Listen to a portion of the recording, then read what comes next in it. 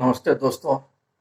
आज ऐसा समय चल रहा है जिसमें कि पहले अगर किसी को खांसी होती थी तो कोई बहुत बड़ी परेशानी नहीं होती थी, लेकिन आजकल के समय में अगर खांसी किसी को हो जाए तो वो क्या, उसका आस पड़ोस भी परेशान हो जाता है कि अरे उसको खांसी हो गई, कहीं ये कोरोना तो नहीं है। तो आज खांसी से ज़्यादा लोग परेशान हो गए हैं। मैं बहुत ही छोटा नुस्खा जो है इसके लिए बताना चाह रहा हूँ, और वो नुस्खा ट्रायल किया हुआ नुस्खा है। आपको भी आश्चर्य लगेगा लेकिन बहुत कारगर ये है।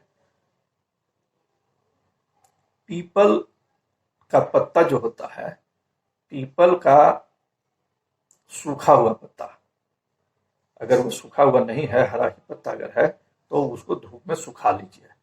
तो पीपल का सूखा हुआ पत्ता, उसका पाउडर आप बना लीजिए मिक्सी में।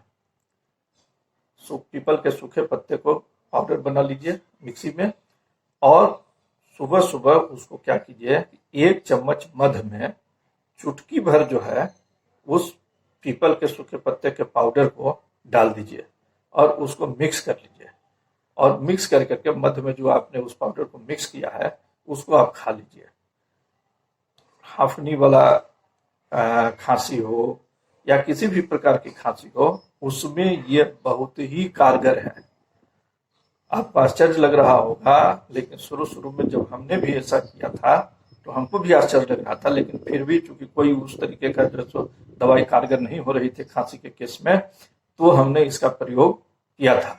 फिर से मैं आपको बता दे रहा हूं कि पीपल के सूखे पत्ते का पाउडर बना लीजिए। उस पाउडर को 1 चम्मच मध के साथ 1 चुटकी पीपल के पत्ते का जो सूखा पाउडर है उसको डाल लीजिए, मिक्स कर लीजिए और उसको जो है सो आप खा लीजिए सुबह सुबह। यह आपकी खांसी को खत्म करने में बहुत ही कारगर दवाई है। आप विश्वास में करता हूं, आप इसका अगर कहीं जरूरत पड़े और आपको लग रहा हो कि कोई दवाई अगर कारगर नहीं है तो इस नुस्खे का उपयोग जरूर एक बार करके देखिए।